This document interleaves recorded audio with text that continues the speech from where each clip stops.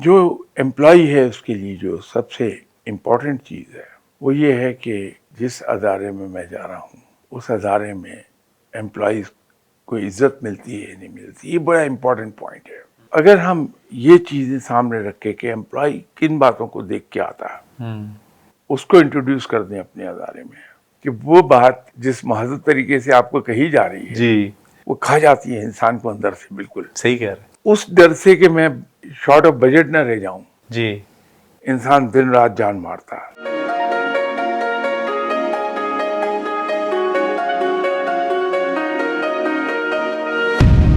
شاہ صاحب دیکھیں، اب دنیا میں اٹریکشن جو ہے وہ قائم رکھنی ہے آرگنائزیشن نے اپنی آرگنائزیشن کو گرو کرنے کے لیے۔ اب آرگنائزیشن جب انسان ایجوکیشن لے لیتا ہے تو وہ کیا چیزیں اس کے دماغ میں ہوتی ہیں کہ میں اس آرگنائزیشن میں جاؤں، حالانکہ وہ آرگنائزیشن میں تو نہیں گیا ہوتا، تو اس نے صرف کچھ نہ کچھ سنا ہی ہوتا ہے۔ اچھا، یہ جو کچھ نہ کچھ سنا ہوتا ہے یہ اس آرگنائزیشن کی امپلائر برانڈنگ ہوتی ہے کہ اپنے ایسا سلوک کرتے ہیں، یہ سہولیات ہیں، یہ سارا کچھ ہے۔ تو آرگنائزیشن کیا کریں کہ وہ جو ٹیلنٹڈ لوگ ہیں، A class, A plus class, ان کو وہ ہائر کر سکتے ہیں، ان کو وہ اٹریکٹ کر سکتے ہیں؟ بسم اللہ الرحمن الرحیم۔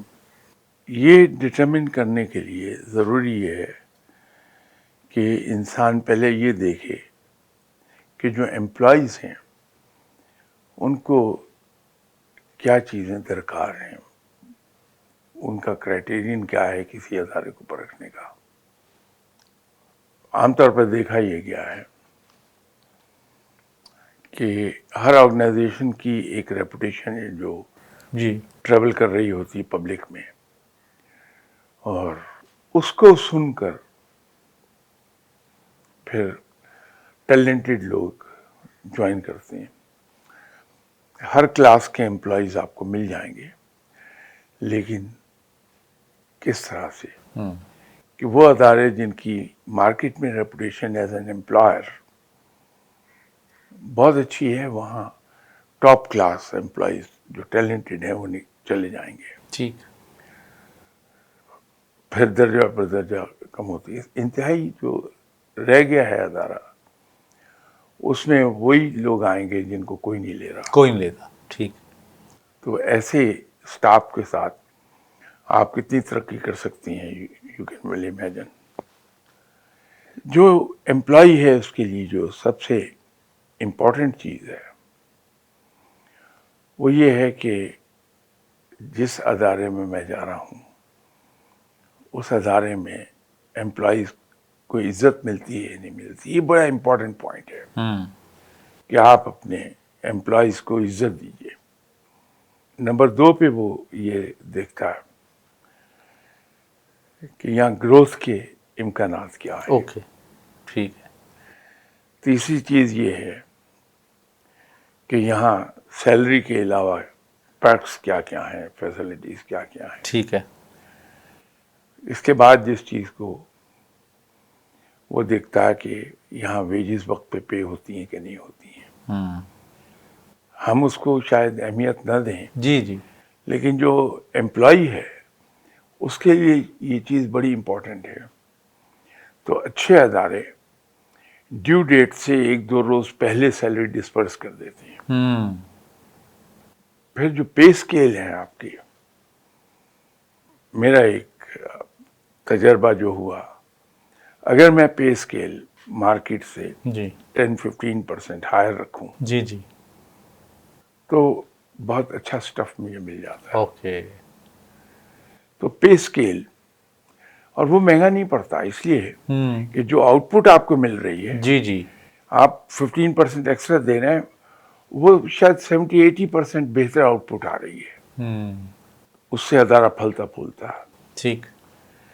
تو اگر ہم یہ چیزیں سامنے رکھیں کہ امپلائی کن باتوں کو دیکھ کے آتا ہے، اس کو انٹروڈیوس کر دیں اپنے ادارے میں، تو آپ کو کریم آف دی مارکیٹ مل جائے گی۔ جی، اور جب ایک بار کریم آف دی مارکیٹ آپ کے پاس آ گئی تو پھر مارکیٹ لیڈر ہونے سے آپ کو کوئی نہیں روک سکتا۔ اچھا، مجھے آپ کی باتوں سے تو یہ اندازہ ہوا ہے کہ جو 15% جو آپ ایکسٹرا دے رہے ہیں امپلائی کو، ایکچول میں تو وہ سستا امپلائی ہے۔ بہت اگر آپ نے لاکھ روپے کے 2 رکھنے ہیں اور اگر آپ نے 1.25 لاکھ روپے کا 1 رکھ لیا ہے تو آپ کو تو سستا پڑا. یہ ٹیکنیک یوز کرتی ہیں جتنی بھی ملٹی نیشنل ہیں, جی.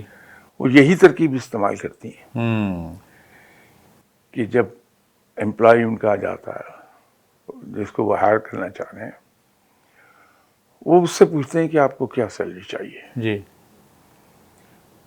اگر وہ بہت زیادہ ڈیمانڈ نہ کر لے جی. جی. تو عام طور پر اس کی مانگی ہوئی سیلری اس کو دے دیتے ہیں, لیکن پھر کام اپنے مطلب کا لیتے ہیں. تو ملٹی نیشنلز میں جو میرا ایکسپیرینس ہوا,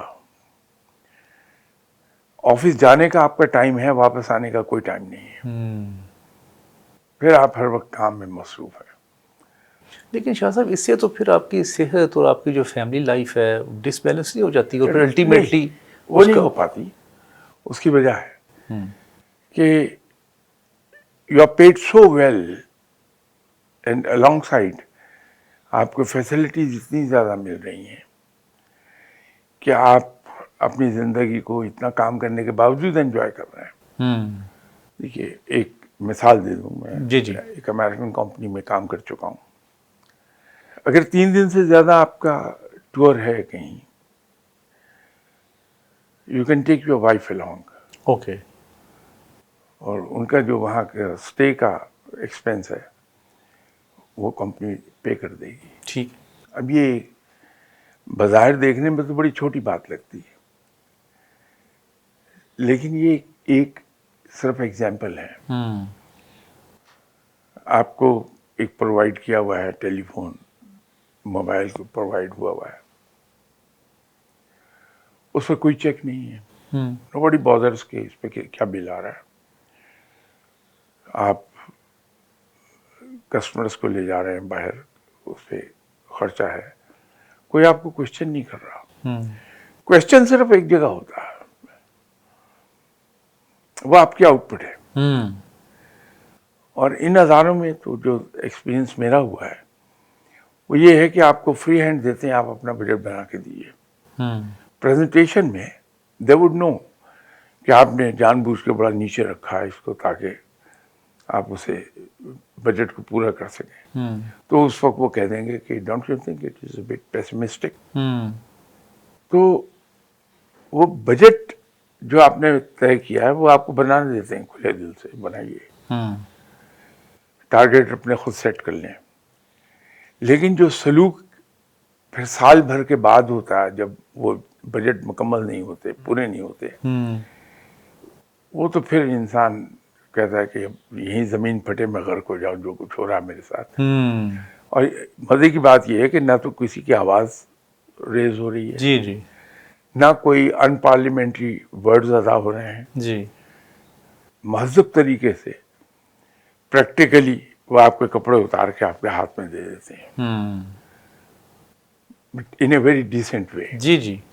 وہ بلکہ زیادہ چپتی ہے بات, جو بہت جو ڈیسنٹ وے میں آپ کی سب سے بڑی تو مصیبت یہی ہے جی. جی.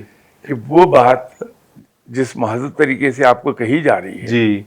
وہ کھا جاتی ہے انسان کو اندر سے. بالکل صحیح کہہ رہے ہیں. تو اس ڈر سے کہ میں شارٹ آف بجٹ نہ رہ جاؤں, جی. انسان دن رات جان مارتا ہے. تو وہ فگرز پوری ہو جاتی ہیں تو اللہ کا شکر ادا کرتے ہیں کہ اللہ تیرا شکر ہے. بجٹڈ فگرز سے ہم 5%, 10% اوپر چلے گئے. یہ ہمارا وہم ہے کہ اگر صرف فگرز سے نیچے رہ گئے تو ہماری پوچھ گچھ ہوگی.